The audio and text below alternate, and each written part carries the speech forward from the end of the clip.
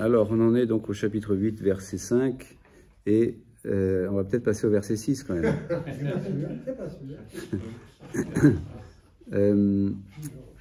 Alors, et peut-être on va les lire, parce que justement, on ne les a pas lus aussi. Vous voulez parler de l'eschatologie quand même. L'eschatologie. L'eschatologie par rapport au feu, là. Comme vous l'avez dit. Oui, oui. Bon, je passe, parce que sinon je vais trop rester dessus. Donc, je lis. Les 6 anges aux 7 trompettes s'apprêtèrent à sonner. Donc là, on prend encore son temps pour dire, ah, on va regarder solennellement ces 7 anges-là qui vont s'apprêter à sonner, alors que c'était en silence pour l'instant. Enfin non, il n'y avait plus de silence en fait. Non. Mais, enfin, il y a eu un moment de silence. Bon. Et le premier sonna, il y eut alors de la grêle et du feu mêlés de sang qui furent jetés sur la terre. Et le tiers des arbres fut consumé, et toute herbe verte fut consumée. Et le deuxième ange sonna, alors une énorme masse embrasée, comme une montagne fut projetée dans la mer, et le tiers de la mer devint du sang. Et il périt ainsi le tiers des créatures vivant dans la mer, et le tiers des navires fut détruit. Et le troisième ange sonna, alors tomba du ciel un grand astre brûlant comme une torche. Il tomba sur le tiers des fleuves et sur les sources. L'astre se nomme absinthe, et le tiers des eaux se changea en absinthe, et bien des gens moururent de ces eaux devenues amères, ou empoisonnées, quoi. Et le quatrième ange sonna, alors furent frappés le tiers du soleil, et le tiers de la lune, et le tiers des étoiles, et ils s'assombrirent d'un tiers, et le jour perdit le tiers de sa clarté, et la nuit de même.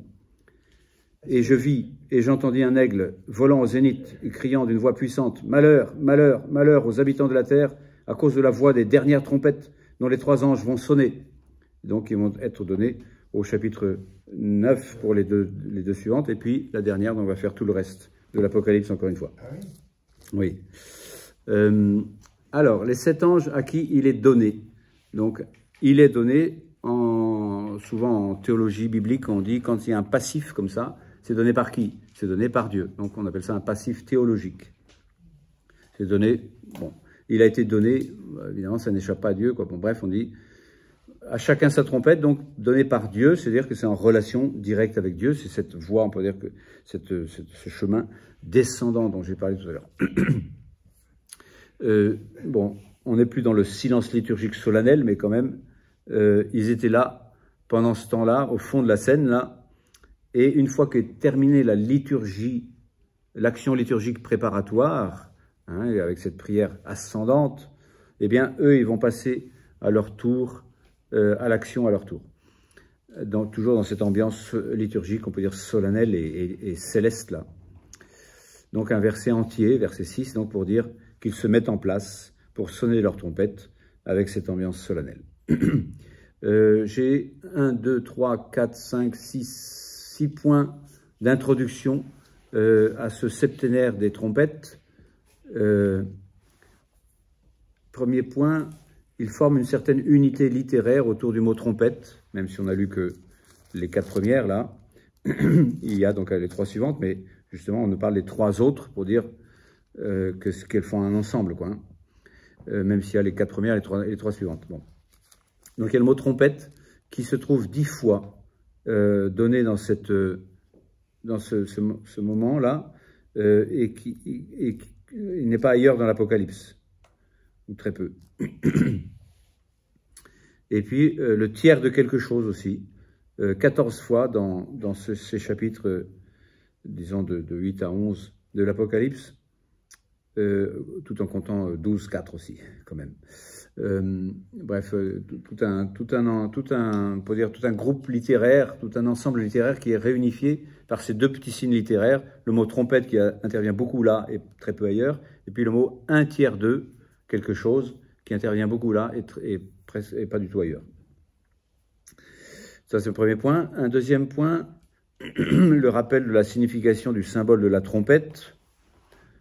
Comme on l'a déjà vu, je pense. On a déjà vu qu'il était question de plusieurs points. Je me réfère pas à la trompette de l'Ancien Testament, mais à la trompette du Nouveau Testament. Dans le Nouveau Testament, en 1 Thessaloniciens 4, 16, on l'avait déjà vu, je crois. On n'avait pas vu. 1 Thessaloniciens 4, 16, Saint Paul décrit l'avènement du Seigneur, justement sa parousie. Pas le jugement définitif, là, mais... car lui-même, le Seigneur, au signal donné par la voix de l'archange et la trompette de Dieu, donc c'est étonnant, comme c'est assez précis, hein, il s'agit de la voix de l'archange et la trompette de Dieu donnée précisément à des 7 archanges, là. Enfin, précisément, d'après les recoupements qu'on peut faire. Descendra du ciel, et les morts qui sont dans le Christ ressusciteront en premier lieu. Voilà, il nous parle d'une autre résurrection, enfin de quelque chose qui me complique la vie par rapport à ce que j'ai dit dans Saint Jean, mais c'est pas grave. Parce que là, il a l'air de parler de la résurrection des corps. Mais bon, c'est pas forcément ça.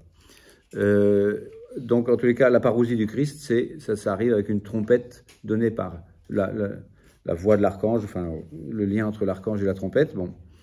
Et en Matthieu 24, 31, Matthieu 24, 31,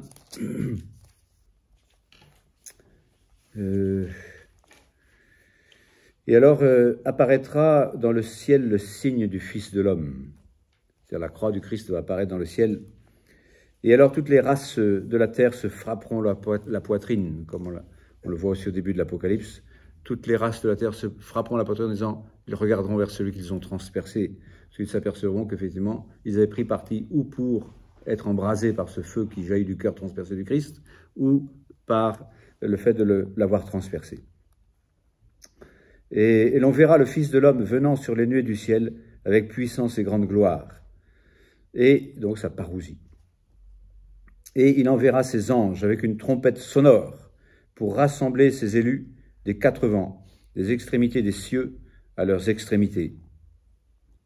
Donc voilà, une trompette sonore qui signifie donc les anges, qui signifie donc au moment de l'avènement du Christ, de sa parousie, il y aura un jugement.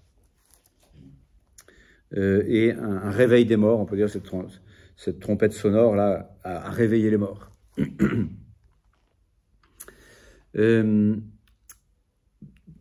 Donc si je fais ce lien avec 1 Thessaloniciens et Matthieu, c'est pour dire cette trompette, elle est en lien avec la parousie du Christ. C'est-à-dire, c'est pas des trompettes comme ça, c'est des trompettes de l'avènement du Christ.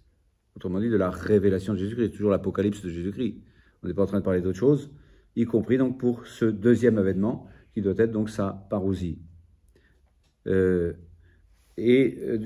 d'autant plus que le mot trompette, je vous disais, n'apparaît pas beaucoup dans le reste de l'Apocalypse. Il apparaît en 1.10 et en 4.1. Et là aussi, c'est Jésus qui a une voix de trompette. Donc lui-même, Jésus a une voix de trompette. Dans ça, ça a l'air un petit peu faible de parler comme ça, mais voilà. Je tombais en extase le jour du Seigneur, donc le dimanche, un jour du Seigneur. En latin, ça se dit dimanche. Et j'entendis derrière moi une voix clamer comme une trompette. Donc, et toute cette voix va clamer, je suis l'alpha et l'oméga, je suis le ressuscité, je suis le vivant éternel et je détiens les clés de l'enfer et de la mort. C'est moi qui en ai tout pouvoir. Et en 1.10, donc, et en 4.1, je vis, voici une porte était ouverte au ciel et la voix que je venais d'entendre me parlait comme une trompette, me dit, voilà, il faut que tu vois tout cela maintenant à partir de cette porte ouverte sur le ciel. Donc une vision du ciel, voilà, qu'il a commencé à nous décrire, et on est encore dans cette description, mais pour dire, voilà, il s'agit de la voix de trompette, qui est la voix comme d'une trompette, hein. C'est pour dire que c'est pas une trompette, mais c'est comme, c'est-à-dire qu'il y a un aspect symbolique, qui est directement la voix de Jésus. Et comme on sait aussi qu'il s'agit des 7 archanges qui se tiennent toujours devant Dieu, et que, comme on l'a souligné tout à l'heure aussi, au chapitre 5, verset 6, ils ont l'agneau a 7 yeux, qui sont les 7 esprits de Dieu envoyés en mission par toute la terre, en référence donc à 2 textes de Zacharie, 3, 9 et 4, 10, on peut les lire si on veut. Ces 7 anges sont liés, on pourrait dire, à l'agneau immolé. Ils sont devant, on peut dire, l'agneau immolé, en particulier devant son immolation, qui a quelque chose d'éternel, puisque c'est par un esprit éternel qu'il s'est offert, comme dit l'Épître aux Hébreux. Et donc je lis en Zacharie 3, 9, « Voici la pierre que je place devant Josué ». Donc Josué en hébreu, c'est le mot Jésus, hein, tout simplement en grec. Donc pour dire, c'est facile à transposer, même s'il s'agit d'un Josué de l'an 500 avant Jésus-Christ, mais sur cette unique pierre, donc là, il se trouve que c'est Pierre, mais bon, il y a 7 yeux. Donc pierre, c'est la pierre de base, la pierre de fête, la pierre fondamentale, c'est Jésus, qui lui-même va placer sa pierre, mais avec Saint-Pierre, mais il se trouve que cette unique pierre a 7 yeux. Et voici que je vais graver moi-même son inscription sur cette pierre aux 7 yeux, qui est en fait l'agneau immolé, mais qui, en tant que tel, devient la pierre de base de la fondation du nouvel édifice du temple, puisqu'il s'agit de reconstruire le temple ici, et que le temple dont il était question, c'est celui qu'il allait reconstruire en 3 jours, à partir de sa mort et de sa résurrection. Je suis un peu rapide sur ce que je vous dis là, mais ça va ensemble. Et pour dire, pour essayer de répéter la même chose, c'est très mystérieux que dans le livre de Zacharie, au chapitre 3, verset 9, il y a une pierre qui a 7 yeux. Qu'est-ce que c'est que cette pierre avec 7 yeux? Eh bien, il se trouve que c'est à la fois l'agneau immolé avec les 7 esprits de Dieu qui à la fois le regardent et à la fois sont son regard. Donc c'est un peu bizarre parce que il a 7 yeux lui-même. Et ces 7 yeux sont ces 7 archanges qui sont envoyés en mission par toute la terre, c'est-à-dire c'est son omniscience à travers ces 7 archanges qui sont 7 serviteurs, on peut dire, de la présence de Dieu, pour dire à tout instant Dieu voit tout par ces 7 archanges. Et à partir de son immolation. Donc c'est un peu compliqué parce que c'est à la fois les anges qui voient et à la fois Dieu, enfin Jésus qui sur la croix voit à travers ces 7 anges. Donc c'est un peu, je me perds moi-même dans l'image, mais voilà, c'est pour dire que nous sommes, on peut dire, à la fois devant la croix du Christ, regardés par les 7 archanges, et à la fois ces 7 archanges sont l'omniscience de Jésus immolé. Ça c'est 3.9 et 4.10 aussi, dans Zacharie 4.10, il était question de quoi? On se réjouira en voyant la pierre choisie en la main de Zorobabel, donc c'était plus Josué, c'est Zorobabel, mais ça représente aussi le Christ là. Et on continue en disant, ces 7-là sont les yeux de Yahvé, ils vont par toute la terre. Autrement dit, c'est cette citation qui est faite ici en 5.6. Et donc, si je relis ce que j'ai écrit là, les trompettes sont en lien avec les archanges sont 7 et sont en lien avec l'agneau immolé.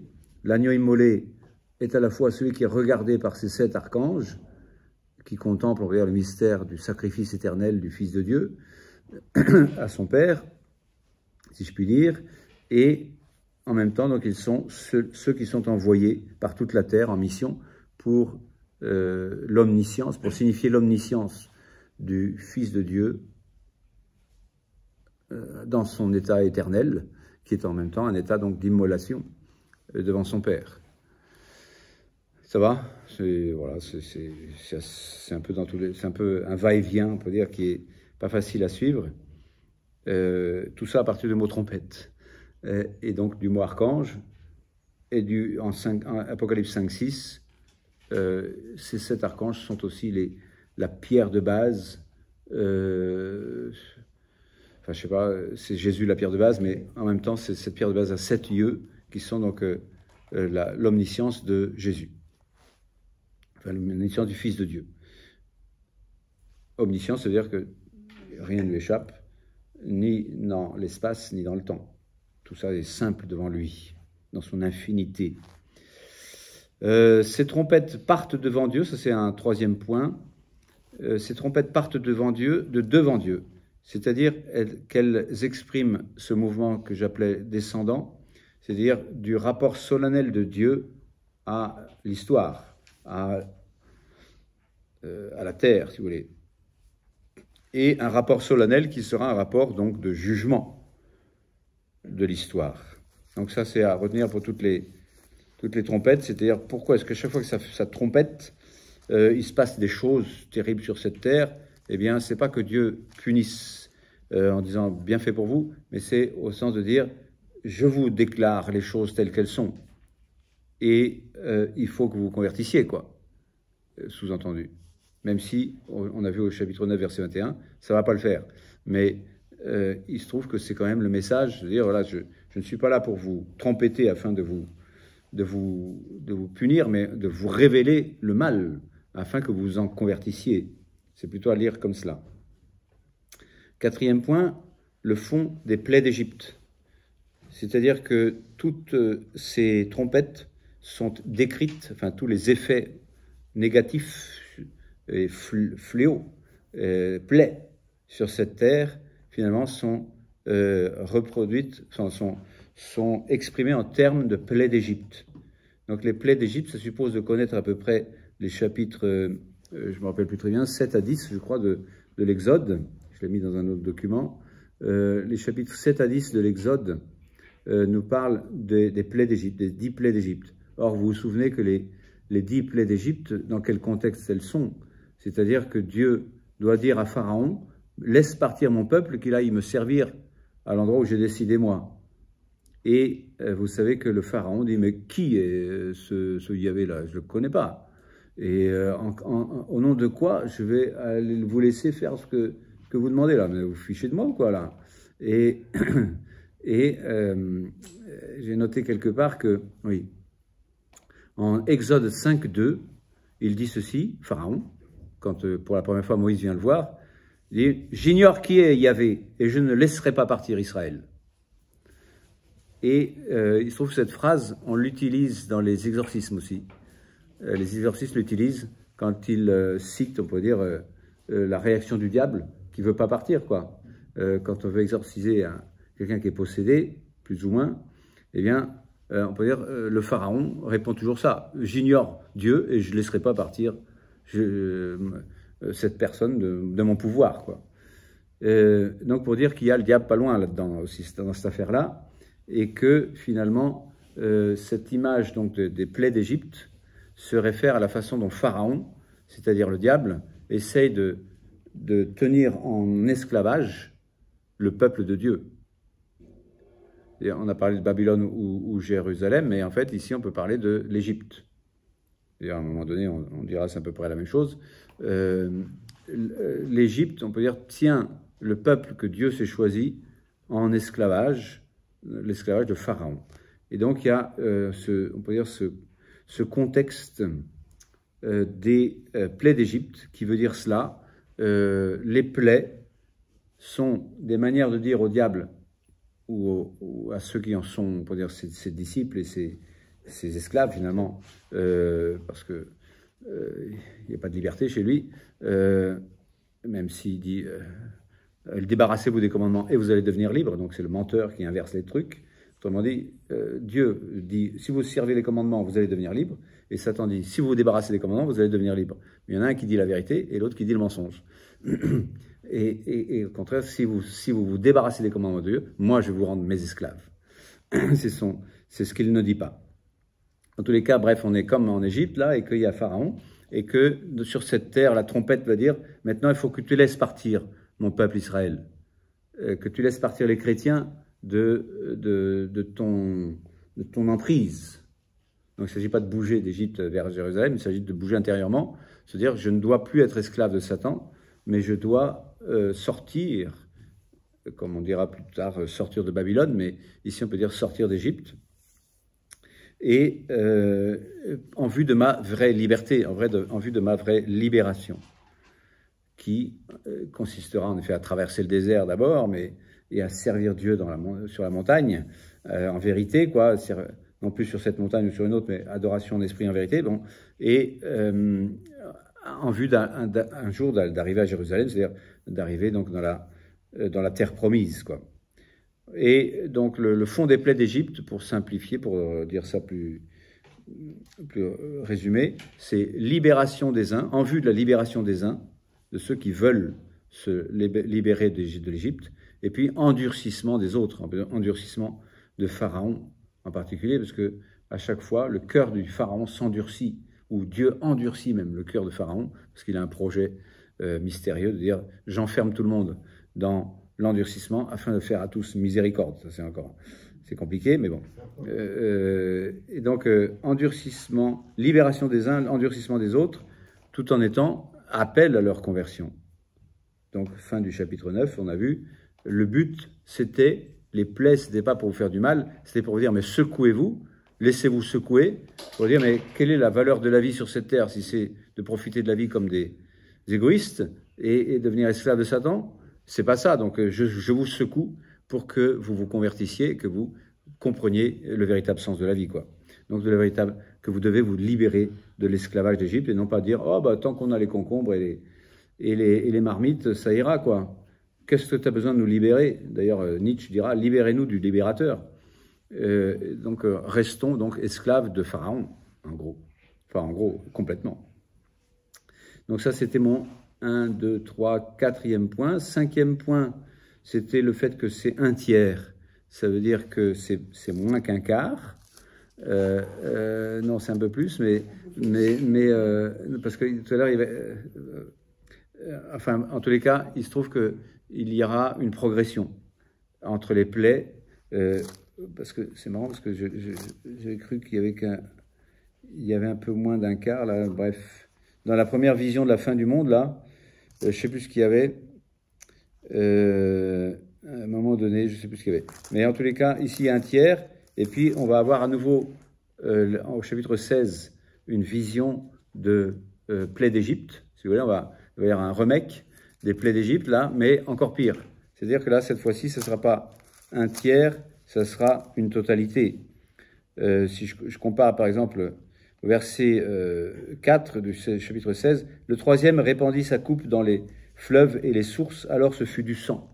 Et donc tout fut du sang. Donc là, on dit, c'est seulement un tiers qui fut du sang. Donc pour dire, il y a un aspect progressif. Donc on reviendra sur ce tiers peut-être. Je passe au point suivant, je l'ai déjà dit, c'est-à-dire la structure 4 plus 3. Donc 4 éléments du monde matériel, plutôt, hein, c'est plutôt des plaies dans l'ordre des choses matérielles, avec des conséquences, oui, pour l'ordre écologique et l'ordre donc finalement de la survie de l'homme, mais ce n'était pas directement sur les hommes. Tandis qu'à partir du chapitre du 5e, 5, 6, 7, ça va être plus directement sur les hommes, qu'on appelle ici donc les habitants de la terre. Donc les terrestres, quoi. Hein. Ici, donc c'est au verset 13 de ce chapitre 8. Malheur, malheur, malheur aux habitants de la terre. Cette fois-ci, donc, c'est... Voilà, les 4 premiers, ça concernait quand même les habitants de la terre, mais ça concernait, on peut dire, les éléments, hein, la cosmologie et tout ça. Mais là, ça concerne directement les habitants de la terre. Donc il y a une structure intéressante à approfondir à ce niveau-là, entre les 4 premiers éléments du monde matériel, avec conséquences pour l'homme certes, mais différents donc des 3 wai, parce que malheur ça se dit wai en grec, qui sont exclusivement sur les hommes, plus sur les éléments, justement, ne touchez pas aux éléments, mais tourmentez les hommes. Dernier point de général, on peut dire, sur ce septénaire des trompettes, qui va durer donc au moins 4 chapitres, surtout les 8-9, mais enfin surtout les chapitres 8 et 9, mais bon. Le déploiement des trompettes sur ces 2 chapitres 8-9 est une manière de voir l'histoire, c'est-à-dire de voir toute l'histoire, c'est-à-dire d'avoir une théologie de l'histoire, toute l'histoire des hommes. Ok, voilà ce que j'ai. Toute l'histoire des hommes est une histoire avec Dieu ou contre Dieu. Mais contre Dieu, ça veut dire que la nature ayant horreur du vide, vous serez tout de suite victime du diable. Il n'y a pas de contre Dieu tout court, où l'homme est contre Dieu tout court. S'il est contre Dieu, c'est qu'il est du côté du diable. Donc du côté de l'esclavage de Pharaon, pour dire ça. Donc chaque trompette nous fait entrer dans le détail, si on peut dire, parce que ça reste quand même assez synthétique, sur le plan chronologique, une théologie, et pas une description journalistique. Chaque trompette nous fait entrer dans une sorte de détail des désastres et des ruines provoqués par la rébellion des hommes contre Dieu quand ils sont dans les griffes de Satan.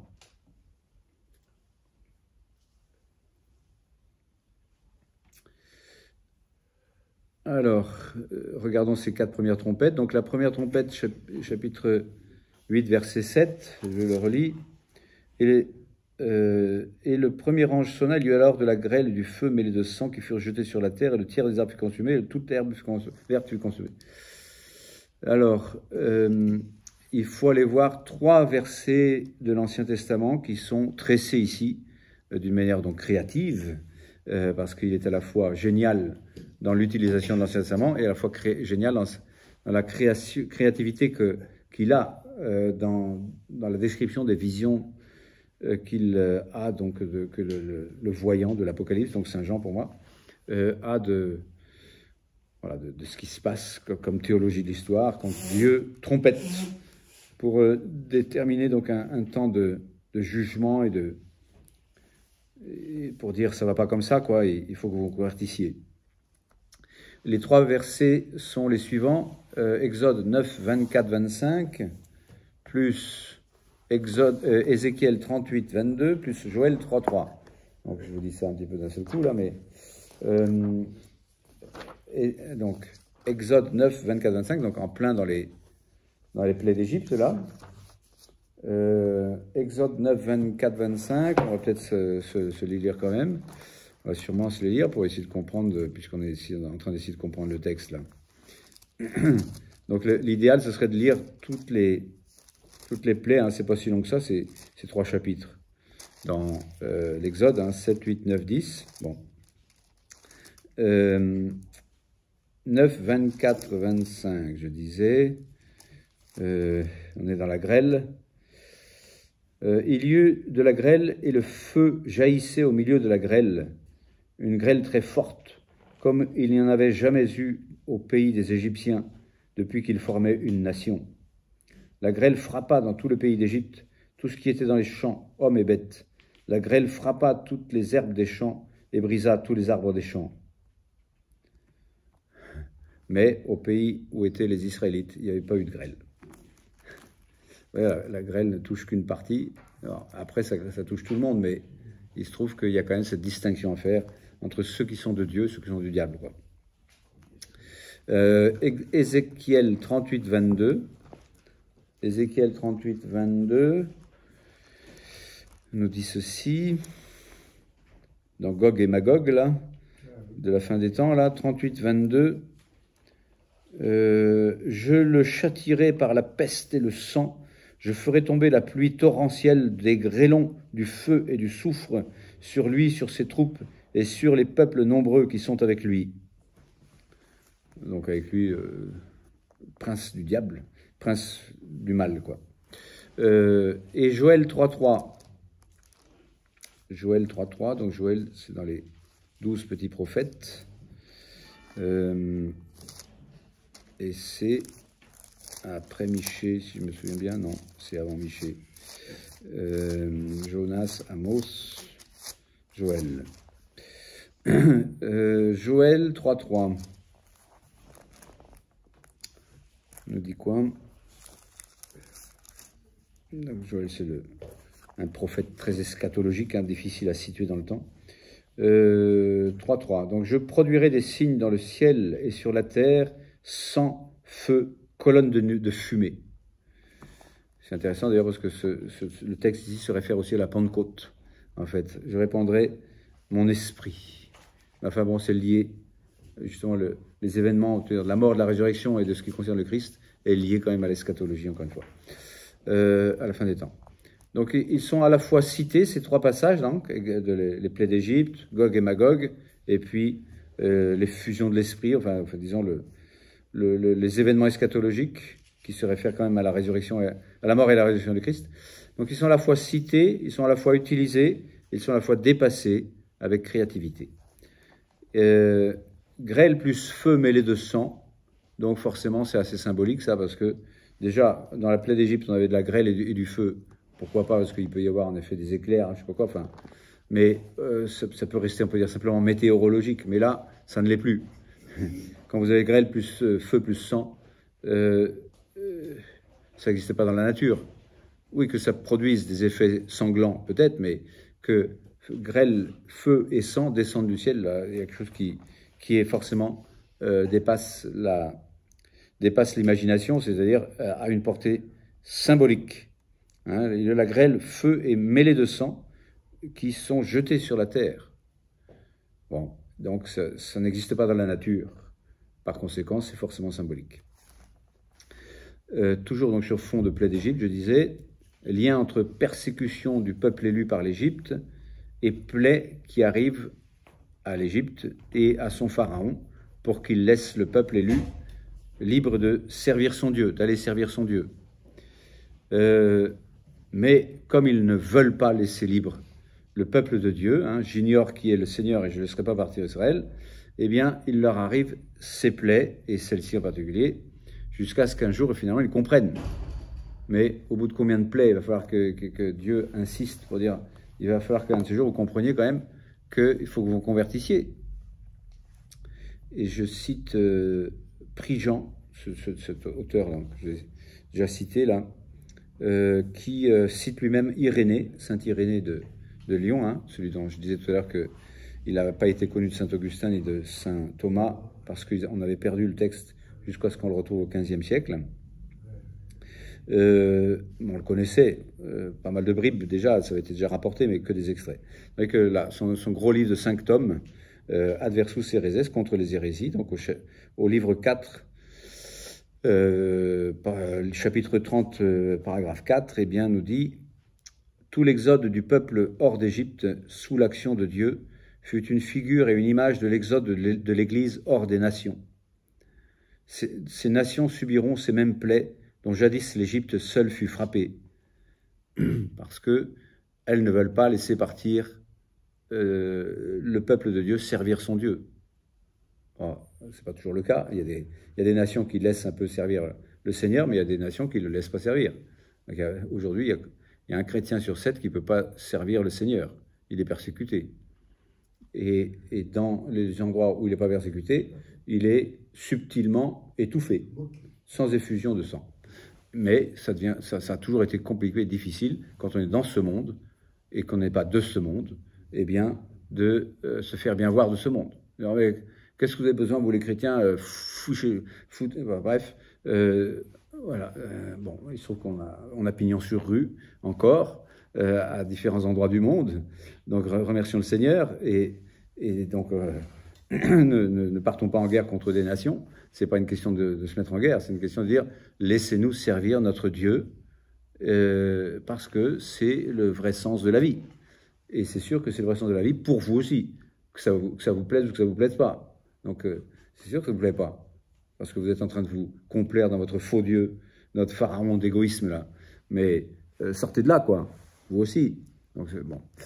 Bref, donc cette phrase, je la reprends, là. « Tout l'exode du peuple hors d'Égypte sous l'action de Dieu, donc toutes ces plaies d'Égypte, là, fut une figure et une image de l'exode de l'Église hors des nations. » Donc, on n'a pas à bouger, mais il y a quand même cette manière de penser, de dire, on n'est pas de ce monde, même si on est dans ce monde, sans être compromis avec ce monde. Et sinon, ça va mal se passer. Et effectivement, donc ça se passe mal. Cette description du mal n'est pas une description du mal tout court, c'est une manière de dire, attention, si vous ne laissez pas partir mon peuple, ou si vous ne servez pas Dieu, plus rien n'a de sens. Tout devient mort, quoi. Voilà, les effets, donc le tiers des arbres et toute herbe verte peut-être je ne sais pas si c'est tout, un tout absolu, mais bon. Les catastrophes sont des coups de semonce, dit Prigent, là, qui commente un peu là, qui appellent à une conversion qui doit être volontaire. C'est-à-dire, mais les hommes, qu'est-ce qu'ils vont en faire, hein? La clé de lecture principale, si vous voulez, tout ça, ça reste le verset 21 du chapitre 9, c'est-à-dire, il faudrait abandonner vos meurtres, vos sorcelleries, vos débauches et vos rapines. C'est ça le point focal. Enfin, le point focal. Le point moral, on peut dire, pratique, auquel qui est appelé, on appelle à cela. Ce sont des coups de semonce pour appeler à ça. Le peuple qui n'est pas esclave de Pharaon doit se désolidariser du peuple soumis à Pharaon en essayant d'en convaincre d'autres, afin de ne pas devenir solidaire des plaies infligées à Pharaon et à son Égypte, quoi, hein. Et ça, vous l'avez aussi en Apocalypse 18:4, à propos de Babylone, hein. J'ai entendu une autre voix qui disait du ciel, « Sortez, ô mon peuple, quittez-la, Babylone, de peur que, solidaire de ses fautes, vous n'ayez à pâtir de ses plaies. » C'est-à-dire, vous risquez de vous corrompre avec l'immoralité ambiante, et vous allez devenir donc babylonesque et supporter toutes les punitions, ou tous les malheurs, on peut dire, donnés à Babylone. Bon. tout à l'heure, j'ai dit qu'il s'agissait des habitants de la terre. Ça, on le lit au verset 13. Hein. Donc, il s'agit les gens de Babylone, si vous voulez, ou les gens de l'Égypte, sont appelés aussi les gens ici qui sont les habitants de la terre. Hein. Au verset 13, c'est malheur aux habitants de la terre, c'est pas seulement dire ceux qui sont physiquement sur terre, tous les hommes, oui, sont sur terre, mais c'est aussi ceux qui sont spirituellement des terrestres et des comment dire, des mondains, des gens purement terrestres, purement intramondains, purement matérialistes, purement dans l'athéisme pratique et théorique aussi d'ailleurs. Les deux se rejoignent, hein. Comme le marxisme, c'est un athéisme théorique. Il n'y a pas de Dieu, on va se débrouiller tout seul, mais ça c'est une pétition de principe qui est indémontrable aussi. Et on va se débrouiller donc en considérant que la religion même est un ennemi. Donc, et ça produit que des cimetières et la paix des cimetières. Donc le communisme est une des pires plaies que les hommes se soient eux-mêmes infligés. Hein. C'est pas un tiers des hommes qui meurent, là. Enfin si, un tiers, mais enfin, des millions et des millions et des millions, hein, par centaines de millions. C'est quand même beaucoup. Donc vous reconnaîtrez les arbres mauvais à leurs fruits. Bref, athéisme théorique ou athéisme pratique, c'est-à-dire que Dieu existe ou que Dieu n'existe pas, on s'en balance complètement du moment qu'on est repu. Je pense à ça parce que l'évangile de dimanche dernier nous disait « Malheur à vous qui êtes repus maintenant ». Malheur, donc même malheur pour dire on n'est pas fait pour être des espèces de gens qui se remplissent l'estomac comme des animaux. On n'est pas des animaux, on a une âme et on est debout, on n'est pas à quatre pattes. Et donc c'est fait pour aller dans la verticalité, quoi. On est fait pour la Jérusalem céleste, pas pour rester des habitants de la terre qui, dans le mot grec, être habitants de la terre, ça veut dire ceux qui ont leur maison sur la terre, ceux qui se construisent même leur maison sur la terre.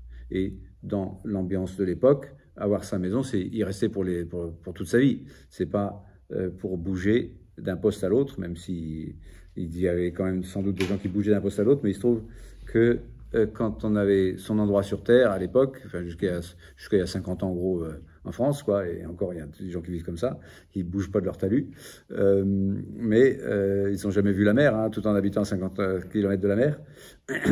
Bref, là, je sais pas, les gens sédentaires, donc en tous les cas, le fait d'être habitant de la terre, c'est-à-dire ne plus bouger, quoi, y être vraiment incrusté, bon. Donc pas seulement cet aspect, on peut dire physique, de plus bouger sur cette terre, mais de dire spirituellement, je suis un terrestre et il n'y a rien au-dessus, quoi.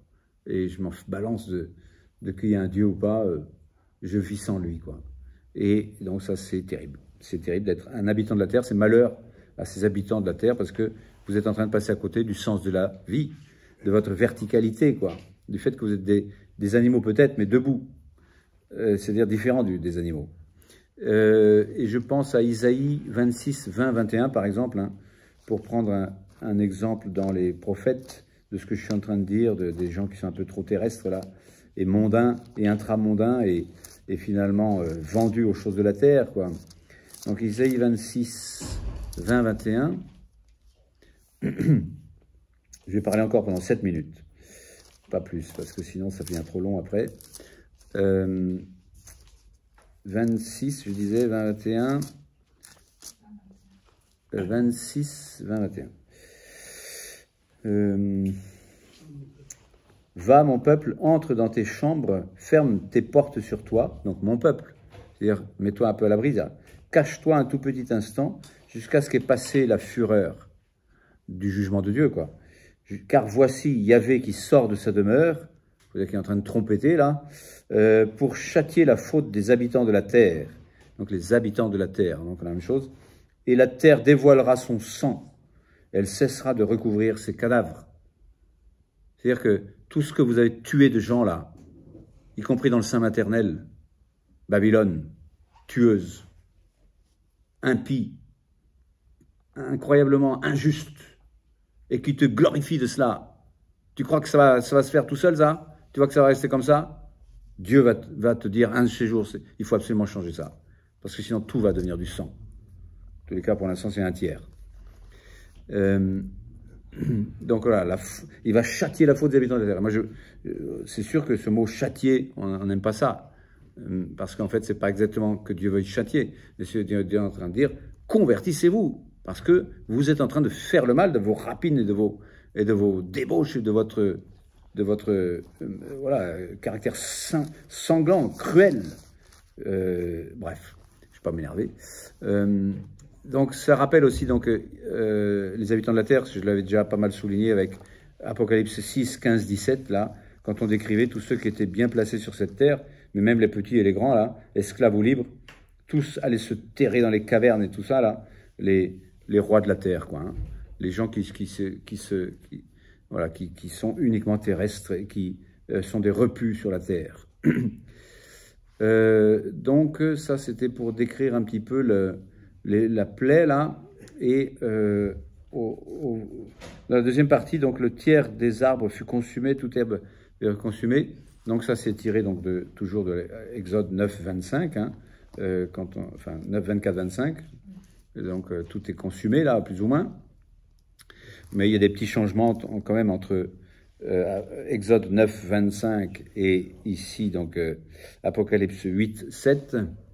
Là, c'est pas seulement la grêle, mais tout un mélange qui empire et qui fait que ça brûle, avec un aspect un peu progressif, un effet zoom, si on veut, entre le feu qui est jeté sur la terre, puis finalement les arbres, puis finalement l'herbe. Bon. Et c'est répété 3 fois le mot brûler, donc il y a une insistance. Et c'est répété 3 fois le mot un tiers, donc là aussi une insistance sur la partialité de la destruction. Un tiers de la terre brûlée. Là, c'est pas bien traduit qu'on voit la terre brûlée d'abord. Oui, dans le texte grec, il y a d'abord la terre, ensuite les arbres, ensuite les herbes. Enfin bon, peu importe. La terre brûlée et les arbres et les herbes. Donc ça veut dire que là, il n'y a plus de vie, quoi, hein. C'est un lieu commun pour dire que quand une terre est brûlée, quoi, hein, et derrière lui, il n'y a plus qu'une terre brûlée. Pour dire, voilà, c'était une catastrophe, quoi, hein. Derrière lui, l'herbe ne repousse pas. Attila est là, comme disait Henri Salvador, là. Donc il y a peut-être un aspect écologique, sans doute, hein, pour dire, oui, c'est un aspect, un effet matériel, pour dire, effectivement, on le voit, plus vous polluez la terre, là, plus, par votre égoïsme, finalement, les effets physiques de vos agissements spirituels mauvais. Donc c'est vrai, ça existe aussi, mais c'est pas tellement le point de vue principal qui est écologique. C'est pas le point de vue écologique qui est le point de vue principal. Le point de vue est plus spirituel, symbolique. C'est-à-dire que finalement, c'est la cité terrestre, enfin l'Égypte, la cité Égypte ou Babylone, qui, à cause de sa rébellion contre Dieu, est détruite d'un tiers, est en train de se détruire d'un tiers. Et donc c'est ce qui se passe au cours de l'histoire, puisque c'est une vue synthétique de l'histoire, en attendant la fin de l'histoire, où on va voir si vous allez vous convertir ou si vous allez vous laisser consumer à force de rébellion contre Dieu, qui n'est pas donc destruction faite par Dieu, mais finalement, entre les lignes plutôt, hein, parce que c'est pas très clair, c'est autodestruction. Et d'ailleurs, on peut dire que c'est un lieu commun aussi de notre monde, on peut dire, une conversation de bar de base, ça sera de dire ça va péter parce qu'on est en train de s'autodétruire. Donc on peut dire on a ça aussi là, en disant bah oui, ça c'est la trompette de Dieu, n'est pas en train de dire je vais vous punir, mais vous allez vous auto-punir.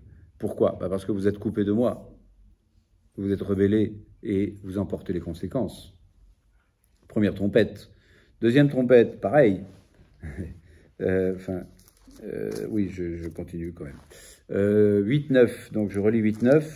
Et le deuxième ange sonna, alors une énorme masse en feu, comme une montagne, et fut projeté dans la mer, et le tiers de la mer devint du sang. Il périt ainsi le tiers des créatures vivant dans la mer, et le tiers des navires fut détruit. C'est gai tout ça, hein? Bon, mais c'est comme ça, hein? Non, c'est pas comme ça, mais en tous les cas, ça pourrait changer si les hommes changeaient. Mais première chose que je remarque, c'est comme. Donc là aussi, c'est comme une énorme montagne.